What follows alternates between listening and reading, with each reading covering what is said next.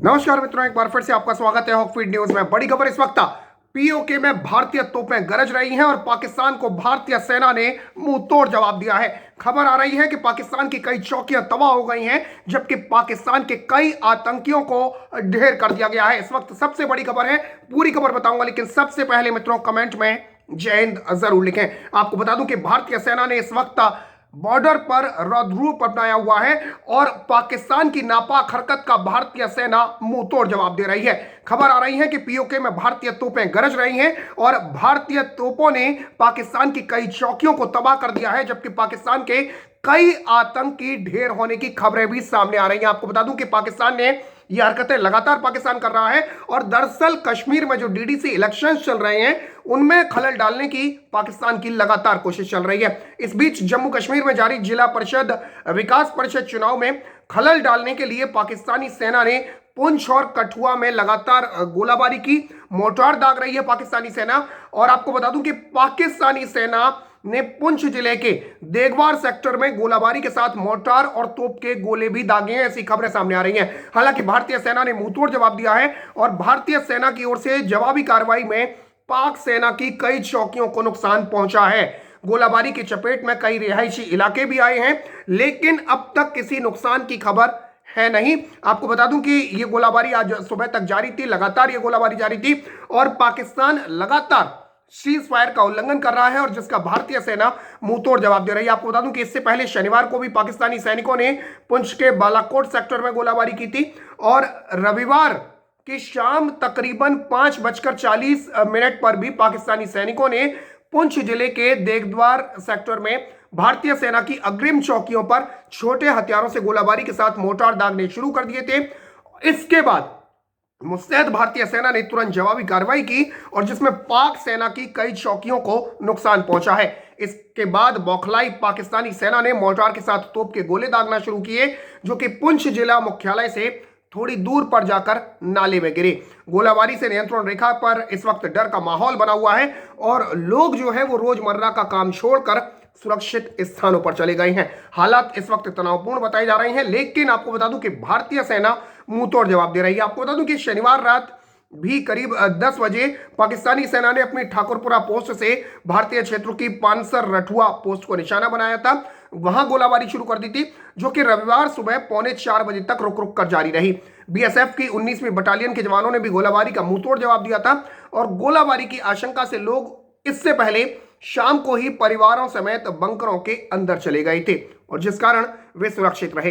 तो ये तमाम तरीके की खबरें सामने आ रही हैं, लेकिन भारतीय सेना मुंहतोड़ जवाब दे रही है और खबरें ये भी हैं कि कई पाकिस्तानी सैनिक भी हलाल हुए हैं। इस बीच आपको बता दूं कि 370 धारा 370 हटने के बाद पहली बार कश्मीर में डीडीसी इलेक्शंस हो रहे हैं और इस बीच खबर यह आ रही है कि पाकिस्तान घुसपैठ के अपने पुराने रूटों को सक्रिय कर रहा है। पुंछ जिले में पीर पंजाल पर्वत श्रृंखला में रविवार को 16 साल बाद आतंकियों के साथ सुरक्षा बलों की मुठभेड़ इस बात की तस्दीक करती है।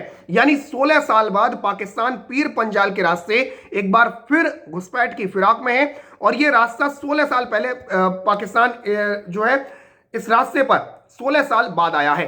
पीओके से घुसपैठ कराने के बाद यह रूट आतंकियों को कश्मीर घाटी में पहुंचाने का जरिया था और आपको बता दूं कि साल 2004 में यहां पर मुठभेड़ हुई थी।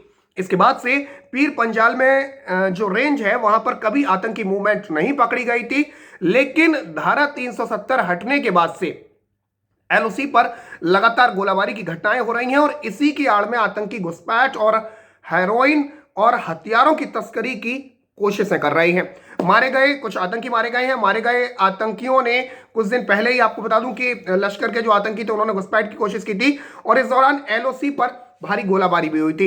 दरअसल माना यह जा रहा है कि गोलाबारी की आड़ में घुसपैठ की गई, लेकिन सरहदी इलाकों में सुरक्षा ग्रिड की मजबूती की वजह से आतंकियों की मौजूदगी का पता लगा लिया गया और पुंछ और आसपास के इलाकों में घुसपैठ समेत संदिग्ध गतिविधियों को लेकर पहले से अलर्ट जारी किया गया है और हर संदिग्ध हरकत पर संवेदनशील इलाकों को खंगाला जा रहा है। आपको बता दूं कि एलओसी से घुसपैठ करने के बाद आतंकी डोगरियां से पोशाना तक पहुंच गए और सुरक्षा एजेंसियां अब उनकी जांच में जुट गई हैं। माना जा रहा है कि पाकिस्तान जिन इलाकों में भारी गोलाबारी कर रहा है उसके आसपास वाले इलाकों में आईएसआई स्थानीय स्लीपर सेल तैयार करने में लगी हुई है। गोलाबारी के लिए उन्हीं इलाकों को चुना गया है जहां पहले से घुसपैठ होती रही है। घुसपैठ के इन पुराने रूटों में बालाकोट, मनकोट, करमाणा, कृष्णा घाटी, कीरनी, कस्बा और शाहपुर शामिल हैं। इन इलाकों में गोला बारूद भी आपको बता दूं कि बरामद होता रहा है। और इस बीच खबर यह है कि पीर पंजाल के रास्ते अब घुसपैठ की कोशिशें की जा रही हैं।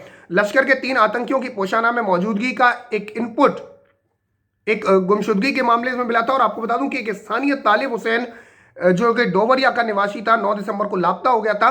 पुलिस को सूचना मिली कि तालिब नदी किनारे बजरी लेने गया था, लौट कर नहीं आया। और तालिब को ढूंढने के लिए जब तीनों टीमों को लगाया गया, जब टीमें लगी तो इलाके में संदिग्ध होने के इनपुट भी इस टीम को मिले और इसी जांच के आगे बढ़ने पर आतंकियों की मौजूदगी का पता चल गया। हालांकि आपको बता दूं कि तालिब की मौजूदगी को आतंकी घटना से जोड़कर नहीं माना गया है। आपको बता दूं कि इस साल जो आंकड़े हैं वो बेहद चौंका देने वाले हैं। इस साल 20 सितंबर तक के जो आंकड़े हैं, आपको बता दूं कि 3186 बार पाकिस्तान ने संघर्ष विराम का उल्लंघन किया है और ये पिछले 17 सालों में संघर्ष विराम उल्लंघन की सबसे बड़ी तादाद है, सबसे बड़ी संख्या है। और ऐसा इसलिए क्योंकि पाकिस्तान बौखला चुका है। धारा 370 हटाई गई कश्मीर से, मोदी सरकार ने हटा दी। उसके बाद इमरान खान जगह जगह घूमे, पूरी दुनिया घुमाए, लेकिन उनको कहीं से कोई समर्थन हासिल नहीं हुआ। और अब इसी खींच को निकालने के लिए पाकिस्तान में बैठे जो सेना है, पाकिस्तान के जो आतंकी हैं, वो लगातार संघर्ष विराम का उल्लंघन कर रहे हैं। इन्हें पता है कि सामने से युद्ध में तो कुछ जीत नहीं सकते, तो जो कायरो वाली जो चीजें होती हैं कि नहीं भाई पीछे से मारो, ये सारी हरकतें की जा रही हैं। 3186 बार आपको बता दूं संघर्ष विराम का उल्लंघन किया है। और ये नवंबर 2003 में तत्कालीन प्रधानमंत्री अटल बिहारी वाजपेयी द्वारा किए गए संघर्ष विराम समझौते के बाद से उल्लंघन की सबसे बड़ी संख्या है। आपको बता दूं कि इस बात की जानकारी खुद मंत्रालय ने दी। और अंतरराष्ट्रीय सीमा पर, अगर अंतरराष्ट्रीय सीमा की बात करूं तो 24 जनवरी से 31 अगस्त तक 242 बार इस साल गोलाबारी की घटनाएं हुई हैं और जिसका भारतीय सेना ने भी मुंहतोड़ जवाब दिया है। इस दौरान पाकिस्तान की ओर से घुसपैठ की कोशिशें भी हुई हैं। इसके अलावा आपको बता दूं कि इस साल संघर्ष विराम के उल्लंघन की घटनाओं में सेना के, अगर सितंबर तक के आंकड़ों की बात करूं, सेना के 8 जवान शहीद हुए हैं, 2 घायल हुए हैं। और इसको लेकर सेना ने उपयुक्त माध्यमों और चैनलों से पाकिस्तानी अफसरों के सामने इन मुद्दों को दर्ज भी कराया है। इस साल जून तक यानी शुरू के 6 महीनों में कुल 2432 बार संघर्ष विराम का उल्लंघन हुआ और इसके बाद के महीनों में मामूली कमी आई है। इसके पीछे कोरोना का डर माना जा रहा है। आपको बता दूं कि पाकिस्तान में भी कोरोना फैला, हालांकि कंट्रोल कर लिया गया और अब कोरोना की वैक्सीन भारत में भी आने वाली है, जल्द ये वैक्सीन आ जाएगी। लेकिन इस बीच भारतीय सेना पाकिस्तान को मुंहतोड़ जवाब दे रही है बॉर्डर पर और पाकिस्तान की हर हरकत का मुंहतोड़ जवाब दिया जा रहा है। तो फिलहाल के लिए इतना ही। जय हिंद, जय भारत, नमस्कार।